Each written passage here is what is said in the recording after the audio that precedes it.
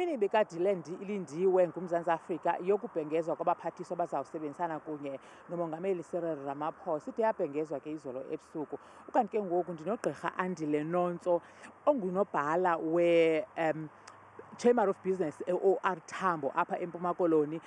Gqirha Nonto, niziva njani ningabezoshishino? Siyabulela kakhulu thina uba ide yenzeka into yokunyulwa kwe-ministers. Ingakumbi xa sifumanisa uba uminister wethu osomashishini abancinci abakhasayo ufumene back indawo le yokuyiphatha. Sinethemba ke ngoku uzawuqinisa ngamandla ekuqinisekiseni uba abantu balapha kule province nalapha eSouth Africa bayaxhamla kwiziniki maxabiso zinganikwa ikhampani enye.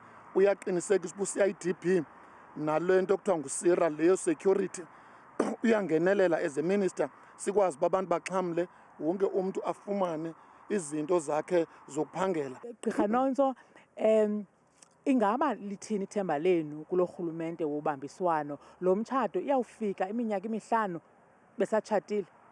Lo mtshato sinethemba uzawuqhubeleka ngoba iipati eziphazi 11 egezayo ipati okanye ezama uphuma iyawuthi yakuphuma ingaphazamisi inkqubela phambili.